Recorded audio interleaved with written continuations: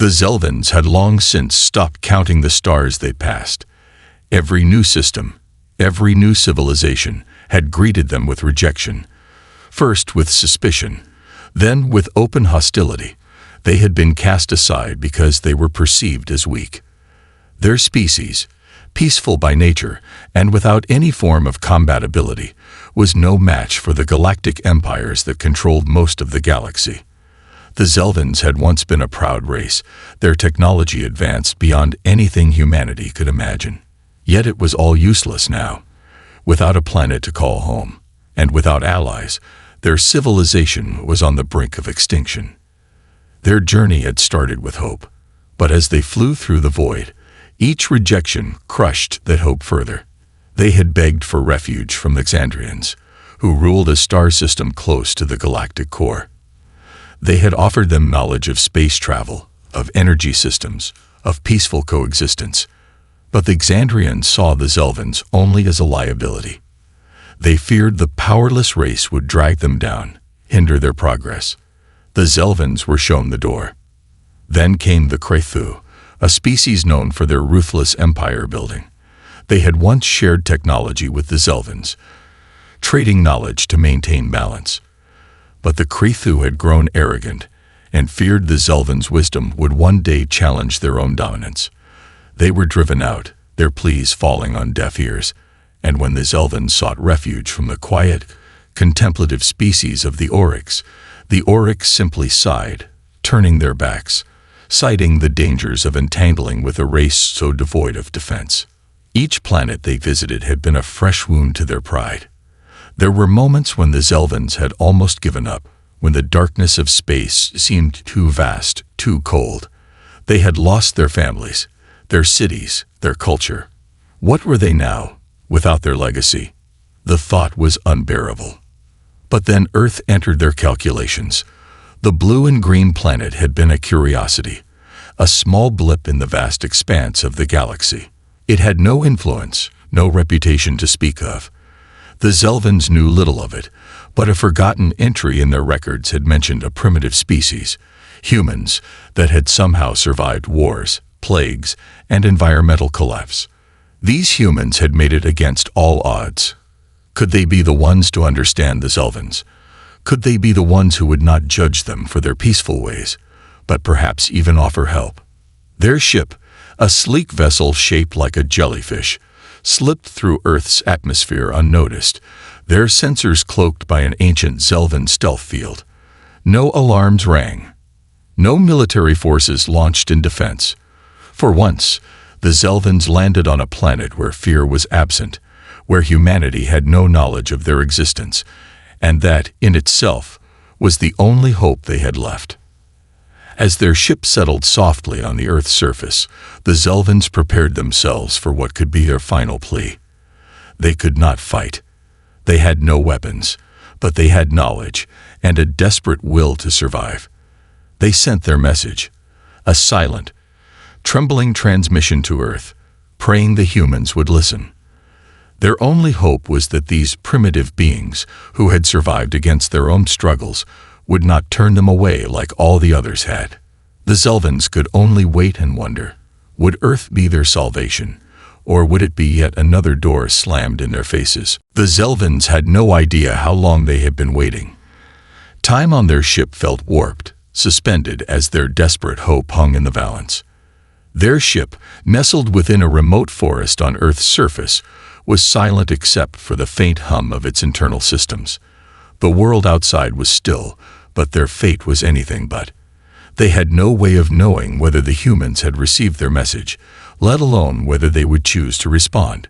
It was an agonizing uncertainty, and every passing moment felt heavier than the last. Back on Earth, the reaction to the Zelvins' sudden appearance was chaotic. The alien ship, though sleek and seemingly benign in design, did not go unnoticed. Earth's early warning systems, designed to detect any extraterrestrial threats, pinged with unusual readings. At first, the ship was thought to be a satellite malfunction or some sort of error, but as human astronomers examined the data, it quickly became clear this was something else, something real. and it was far from what anyone expected. Within hours, the ship was the subject of global debate. Governments scrambled to respond, military forces were put on high alert, and emergency protocols were activated. Panic swept through some quarters, while others remained cautiously optimistic. World leaders convened, and an emergency session of the United Nations was called to address the unprecedented situation. The Zelvans, cloaked in their stealth technology, had no idea just how much of a stir their arrival had caused. Their ship, while equipped with the most advanced technology in the galaxy, was still silent, awaiting a response that might never come. In a private meeting, the United Nations convened a small, high-level committee to handle the first direct communication. Their task was delicate. There were no protocols for first contact, no historical records to guide them. The world was unprepared, and uncertainty loomed large. Tensions ran high as the representatives debated the potential risks. If the ship belonged to a hostile alien species, humanity's very survival could be at stake. Yet there was another, quieter argument gaining momentum. One of the most vocal proponents of engaging with the Zelvans was Dr. Amelia Walker, an astrophysicist and diplomat who had spent much of her career working with extraterrestrial theories and studies. She argued that the true value of humanity was not in our weapons or our technological advancements, but in our ability to choose kindness, empathy, and understanding. She was convinced that the Zelvans had no ill intentions, and perhaps this was the first opportunity for humanity to truly prove itself as something other than a violent species. Against the backdrop of military advisors warning of the potential threat, Dr. Walker managed to sway the committee. The decision was made. Earth would extend an invitation to the aliens, inviting them to meet in a secure location. It was an unprecedented move, one that could either be the dawn of a new era or a catastrophic mistake. When the Zelvans received the message, they could hardly believe it. They had been prepared for rejection, for hostility. The thought that humanity might actually offer them sanctuary, a chance at survival, was almost too much to comprehend. The message was simple. We will meet you. Come to the designated location at once, and come in peace. The Zelvans, despite their long history of rejection, could feel the sincerity in the human message. Hope sparked inside them, flickering for the first time in years. With trembling hands, they began preparations to leave their ship, stepping out into the unknown. Outside, a new world awaited them, a world they had been rejected from by every other race they had encountered. But here, for the first time, they might find a place of refuge, a place where they could finally belong. As the Zelvans opened the doors of their ship and stepped out into Earth's atmosphere, they marveled at the simplicity of the planet, the beauty of its landscapes, the warmth of the air, the sounds of birds and wind. It was not the vastness of technology that impressed them, but the raw, untouched potential of the humans they had yet to meet. And so, the first chapter of their future on Earth began. The moment the Zelvans stepped onto Earth's surface, they were met with a world that felt both foreign and strangely welcoming. The air was thick with the scent of grass and earth, a sensory reminder that this was a place untouched by the harshness of galactic politics. But even as they marveled at the simple beauty of the planet, their arrival did not go unnoticed by the rest of the galaxy. The quiet ripple of humanity's acceptance would soon become a thunderous wave of suspicion and challenge. Humanity, for all its flaws and divisions, had never encountered a species like the Zelvans. Earth's leaders had made the unprecedented decision to offer sanctuary, but the decision was not without consequences. Whispers of humanity's actions quickly spread across intergalactic channels, reaching the ears of the powerful factions that ruled the galaxy with cold, calculating authority. They had watched Earth's rise with a mix of disdain and curiosity. This fledgling race, with its chaotic politics and violent history, was no match for the polished and seasoned empires that dominated the stars. And now, this same species had done the unthinkable. They had given refuge to the Zelvans, a race once known for their wisdom and technology, but ultimately perceived as weak because of their nonviolent nature. To some, The act of offering sanctuary was seen as an act of stupidity. To others, it was a threat.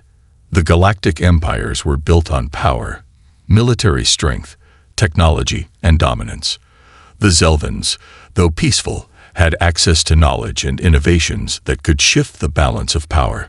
The possibility that Earth's primitive species had somehow befriended a race that could unlock such technology was a dangerous thought to many. It didn't take long for the first wave of diplomatic pressure to reach Earth. The representatives from the Krethu Empire, the very species that had annihilated the Zelvans' homeworld, issued an official communique demanding that humanity cease their reckless interference and hand over the Zelvans. The message was clear. The galactic empires did not tolerate such actions. Earth's refusal to bow to their will would have consequences. The United Nations, still reeling from their bold decision to protect the Zelvans, convened in an emergency session. Some leaders, mostly military officials, argued that humanity should not antagonize the empire. They proposed complying with the Krethu's demands, reasoning that survival depended on maintaining peace with the dominant powers. Others, like Dr. Amelia Walker, who had been one of the earliest advocates for the Zelvans, refused to back down. She argued that this was a defining moment for humanity. If Earth gave in to the Empire now, it would forever be seen as a puppet of the galactic powers, its independence lost before it had truly begun. Dr. Walker's voice resonated with many, especially the younger generation of diplomats and thinkers. Yet there was a growing undercurrent of fear among the public. People who had never considered space politics began to question what this meant for Earth. Could humanity really stand up to the galactic powers? Were they ready to face the empire that had brought entire civilizations to their knees? Meanwhile, in the quiet of their refugee ship, the Zelvans waited, unaware of the mounting pressure Earth faced. They had always believed that knowledge could bring peace, but now they were starting to wonder if their survival might mean war. Could humanity really be ready to defend them, even against the wrath of the galaxy's most powerful empires? They had no answers, only the uncertainty of being caught in a battle they never asked for. As the Zelvans prepared to meet the first human delegation in person, they couldn't shake the feeling that their arrival had set off something far larger than they had ever anticipated. The delicate balance of trust between the two species hung in the air, and the seeds of doubt had already begun to take root, threatening to unravel everything humanity had worked so hard to build. Would they truly stand together, or would the weight of the galaxy's judgment force them apart? The Zelvans, having taken refuge on Earth, found themselves facing more than just the challenges of survival. They were quickly becoming a flashpoint in the greater galactic power struggle.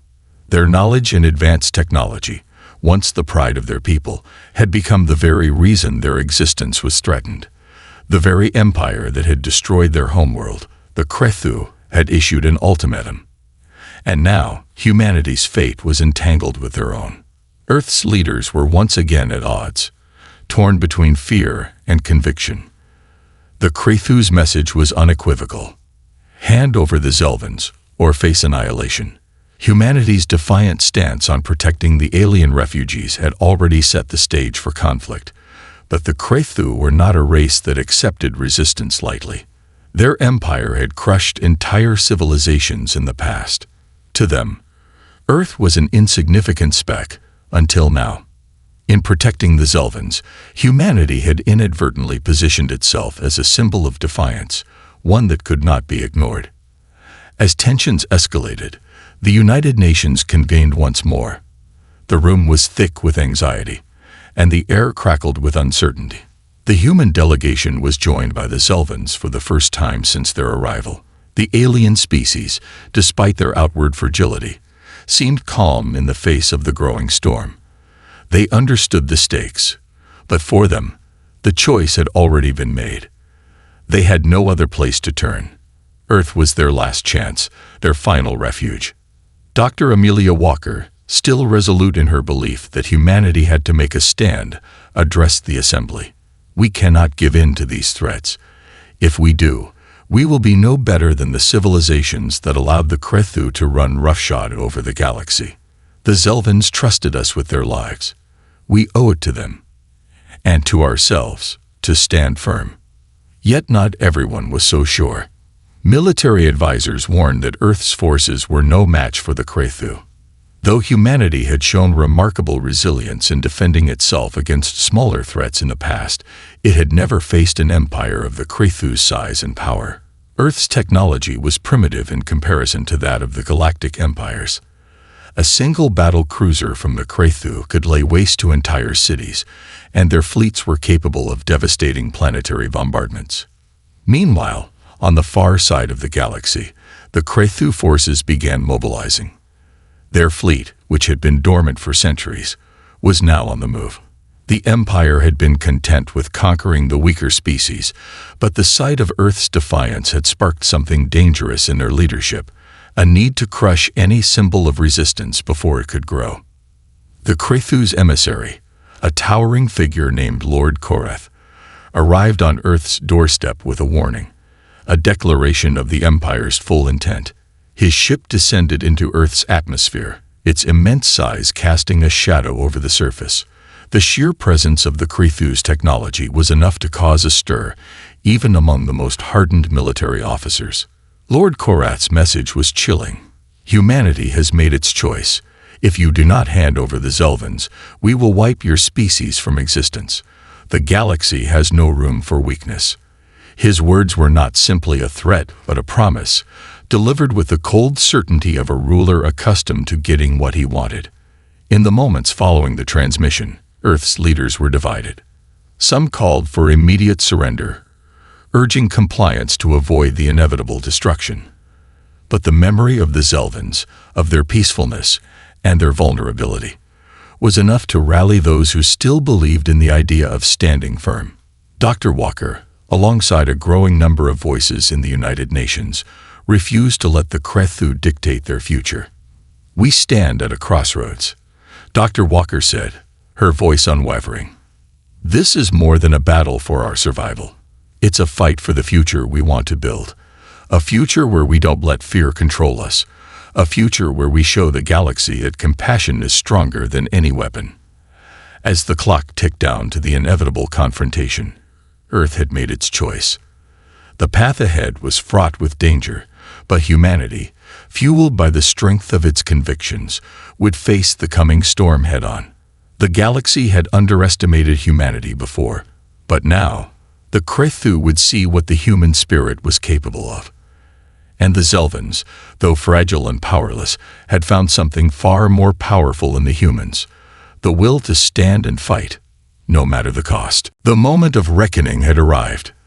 The Crethu fleet, a relentless armada that stretched across the sky like an unstoppable shadow, was now in orbit above Earth. The sheer scale of their ships made humanity's defenses look insignificant in comparison. Each Crethu warship was a towering fortress of firepower, bristling with weapons capable of obliterating entire cities in an instant. The galaxy had learned long ago that when the Crethu declared war, it was over before it even began. Yet here they were, staring down the human race, a species that had no reason to fight, but refused to submit.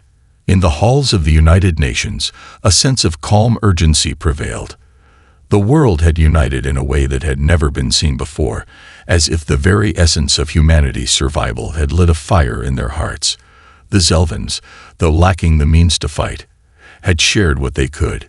Information about Crethu technology, about weaknesses they had observed during their past encounters.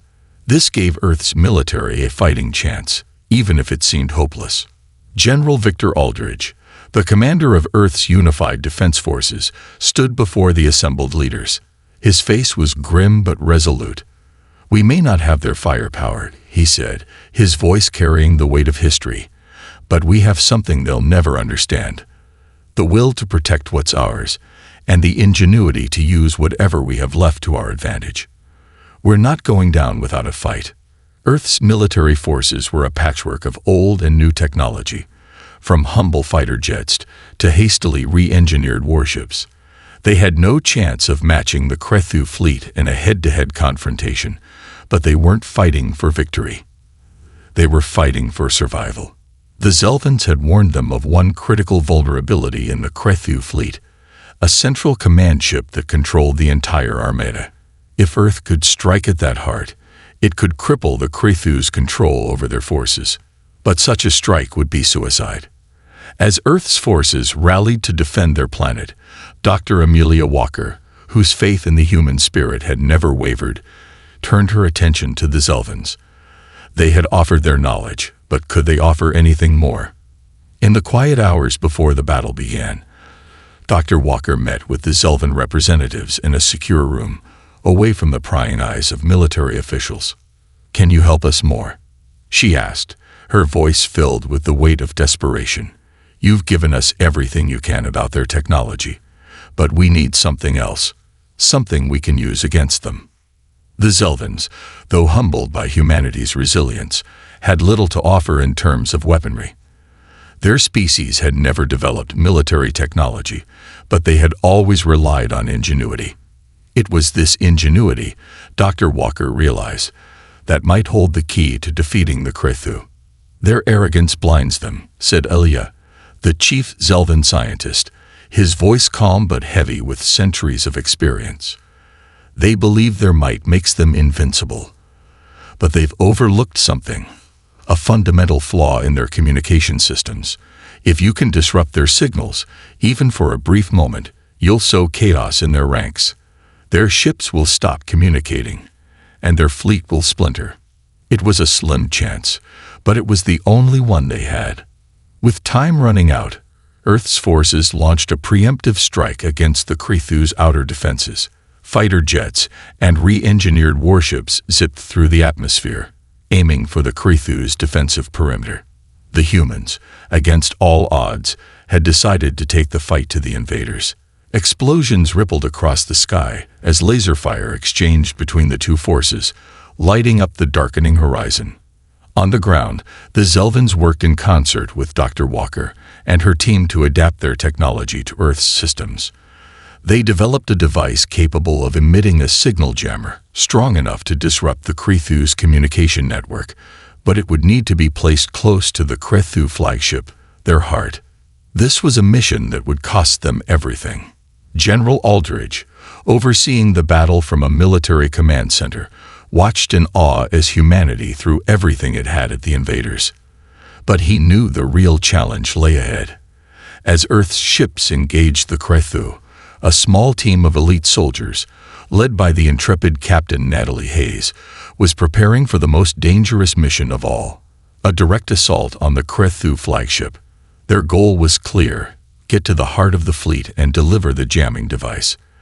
They had no illusions about surviving, but they understood what was at stake. As the battle raged above them, on the ground, Captain Hayes and her team launched a desperate assault. It would be the first of many sacrifices humanity would make in the name of survival. Whether it would be enough, however, was still unknown. The Krethu were not a force to be underestimated, and the fight for Earth was just beginning.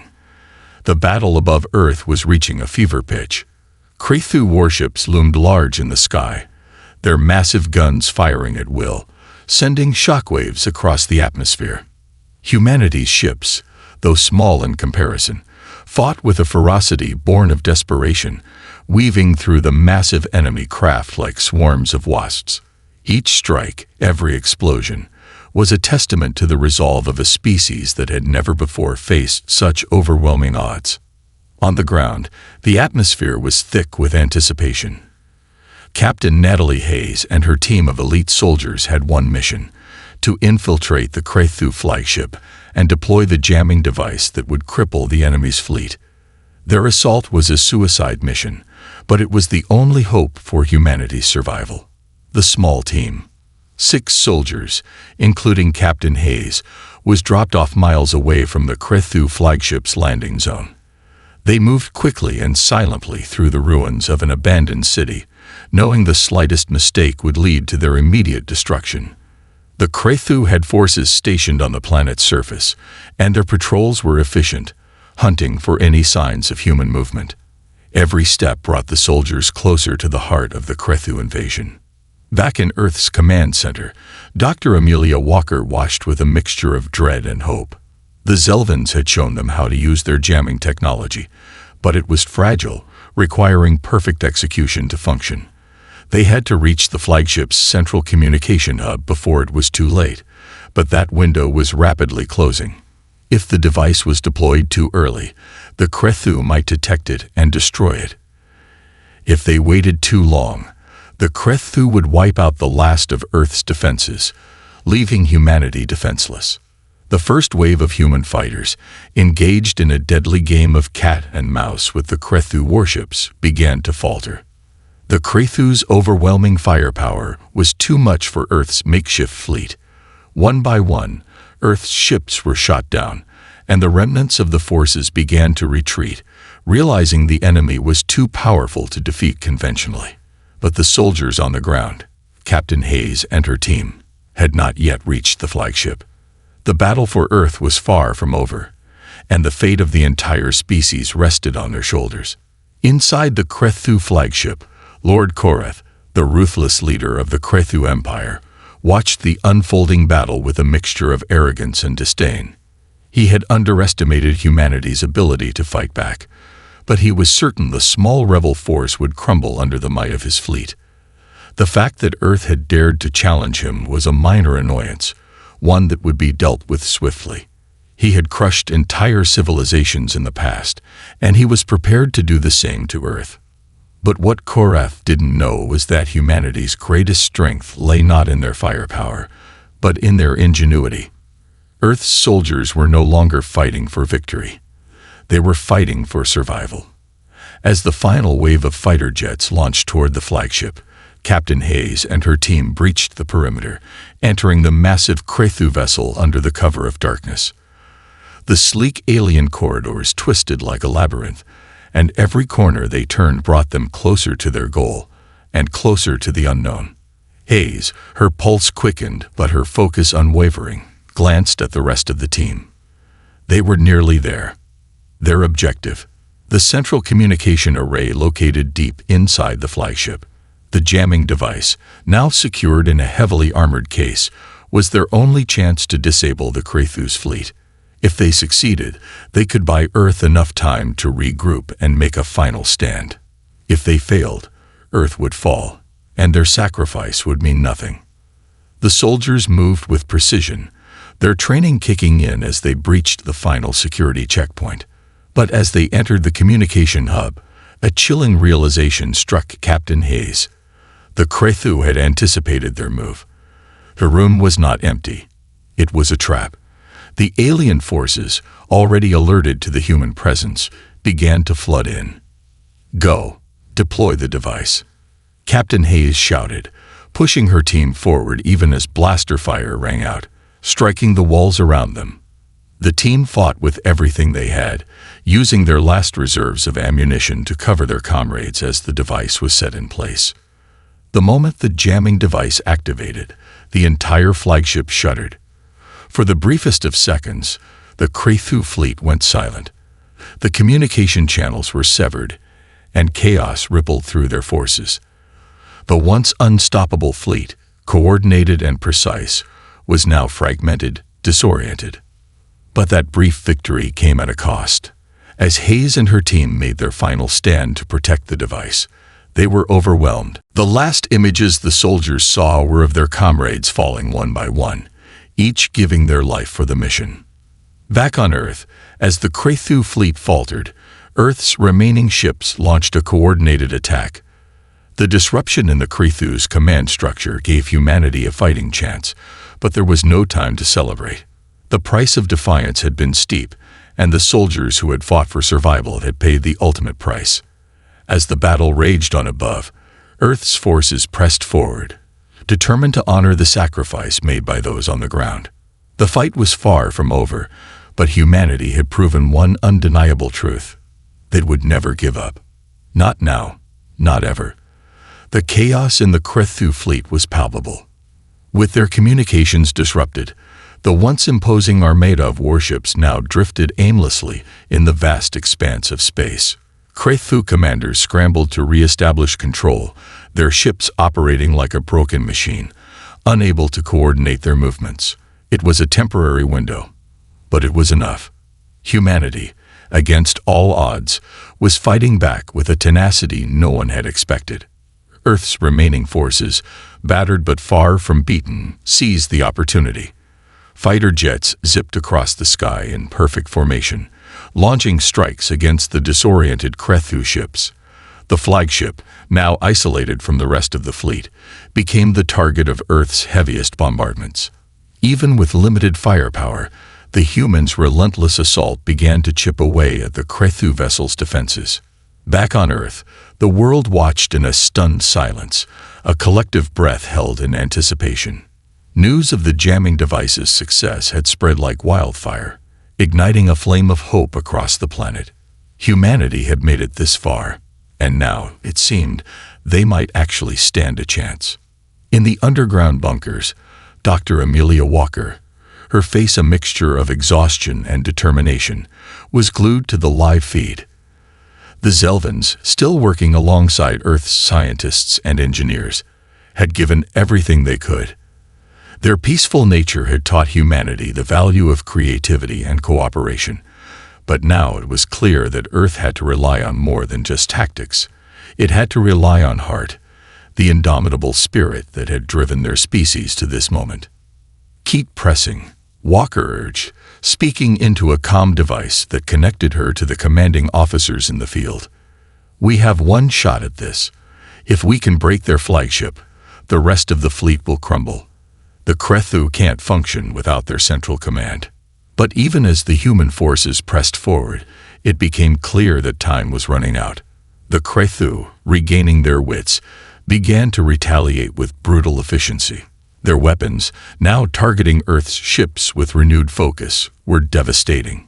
One by one, humanity's fighters were shot down. It was clear that without more firepower, Earth's forces couldn't hope to match the overwhelming might of the Crethu. That's when the unexpected happened. Just as the Crethu flagship seemed poised to launch a counterattack, a new presence appeared on the battlefield. From the edge of the solar system, a massive ship emerged from the shadows. It was like nothing humanity had ever seen, a strange, angular vessel that hummed with an eerie energy. The ship was not human, nor was it Crethu. It was a craft unlike any the galaxy had known. The new arrival did not engage the Crethu directly at first. Instead, it released a barrage of smaller vessels, which rapidly deployed energy shields over Earth's surviving warships. The Crethu, caught off guard by the sudden appearance of these reinforcements, hesitated in their next move. Their firepower was unmatched, but they hadn't anticipated this new factor in the battle. General Aldridge, watching the spectacle unfold from Earth's command center, was the first to speak. "Who are they?" His voice was filled with equal parts confusion and awe. "They're not human," Dr. Walker replied, her mind racing. "But I think I know who they are." The ship's design was unmistakable, an advanced, sleek form that had been described in the Zelvans' ancient archives. It was a ship from the lost race of the Aurelians, a species long thought to be extinct, whose technology had once rivaled the Crethus. They had been peaceful, like the Zelvans, and had vanished into the cosmos when the Crethu Empire had decimated their civilization centuries ago. The Aurelians had left behind a legacy of hidden technology, scattered across the galaxy. Their knowledge, forgotten by time, and the destruction of their people, had somehow survived, passing into the hands of the Zelvans. It was that knowledge that had brought humanity to this point. Now, as the Aurelian ship engaged the Crethu, a tidal wave of energy rippled through the battle, sending shockwaves through the enemy fleet. The Aurelian ships weren't here to conquer. They were here to help. Their technology, far surpassing even the Crethus, was a game-changer. Their shields absorbed and reflected the Crethu's weapons, rendering them useless. Earth's forces, with newfound strength, rallied under the protection of their new allies. "We have a chance," General Aldridge said, his voice steady. "We can win this." Captain Natalie Hayes, still reeling from the loss of her team, watched the new arrivals in stunned silence. Their timing couldn't have been more perfect, and their arrival gave her a renewed sense of purpose. Humanity had fought against all odds, But now, with the Aurelians on their side, they could strike the final blow.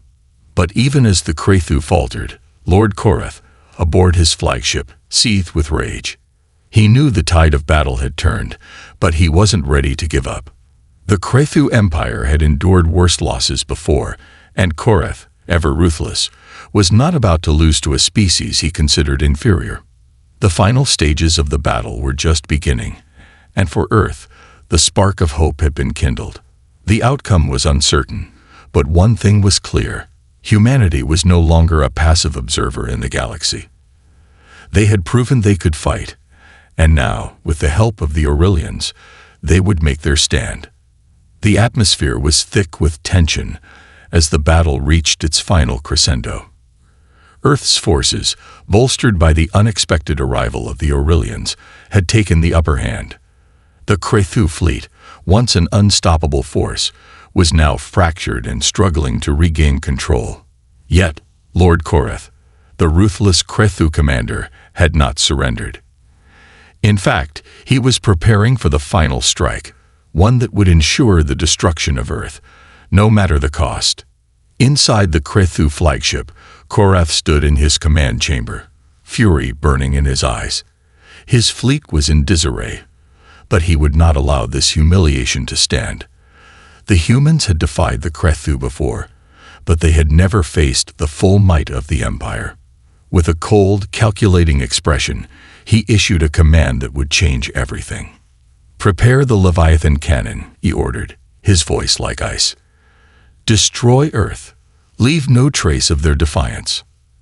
The Leviathan cannon, the Krethu's ultimate weapon, was capable of firing a planet-killing beam that could obliterate a world in an instant. The Krethu had used it sparingly, saving it for only the most crucial moments. But now, in his rage, Korath saw Earth's resistance as the ultimate threat, one that needed to be eradicated once and for all. It was a weapon of unimaginable power, and he intended to use it to wipe humanity off the map. Meanwhile, aboard the Aurelian vessel, Dr. Amelia Walker and General Aldridge worked furiously to coordinate the final assault. The Aurelians, though reclusive and mysterious, were formidable allies, their advanced technology providing humanity with a fighting chance. Their ships, sleek and powerful, were the key to breaking the Krethu's stranglehold over Earth's defenses. But even with their help, there was still no guarantee of victory. The Krethu were determined, and their arsenal was vast. "We can't let them fire that weapon," General Aldridge said, his voice grim. "If the Leviathan cannon hits Earth, it's over. We'll lose everything." Captain Hayes, though battered and scarred from her mission to plant the jamming device, stood resolutely by the general's side. Her team had paid the ultimate price, but their sacrifice had bought Earth the time it needed to strike back. She knew the final battle would be even more brutal than the last, but she also knew this was humanity's only chance to survive. "We have one shot," Captain Hayes said, her voice steely. "We need to disable the Leviathan cannon before it fires. If we don't, Earth will be lost." The plan was simple but risky. A small group of elite soldiers, now working in tandem with the Aurelians, would infiltrate the Krethu flagship once more, this time to destroy the Leviathan cannon. The Aurelians provided the key to success, their advanced cloaking technology, which would allow the team to infiltrate the heart of the Krethu ship without detection. As the final assault began, the Aurelians unleashed a series of energy blasts that tore through the Krethu fleet's outer defenses. The Krethu ships, still reeling from the disruption to their communication network, were no match for the Aurelian weaponry. Human and Aurelian forces worked in tandem, their fighters weaving in and out of the chaos, picking off Krethu ships one by one. Captain Hayes and her team, clad in the Aurelians' cloaking suits, infiltrated the flagship, moving with precision through the darkened halls of the Krethu vessel. Their mission was clear: destroy the Leviathan cannon before it could be fired. Every step they took was a risk, each corner they rounded potentially leading to their death. But there was no turning back now. Inside the flagship's core, the team reached the massive weapons chamber. The Leviathan cannon, an enormous structure of alien metal and energy, hummed with lethal power. Its barrel was pointed directly at Earth, the weapon ready to fire. But the team had no time to waste. They planted explosives around the cannon's power core, setting the timer for the final strike. As they made their way back to the extraction point, the alarms of the Krethu flagship began to blare. Korath had realized what was happening. His fleet, though crippled, had begun to rally, and his forces moved swiftly to counter the human threat. The fight for Earth was far from over. But as the explosives were set and the countdown began, the team knew there was no turning back.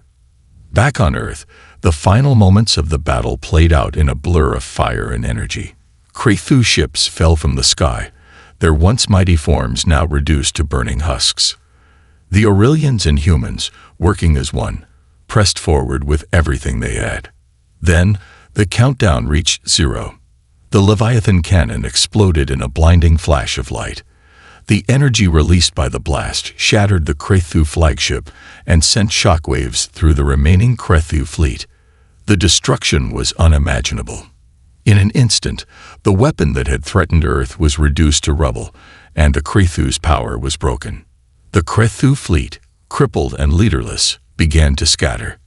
The remaining ships fled, retreating into the depths of space, leaving Earth and its defenders victorious. The battle for Earth was over.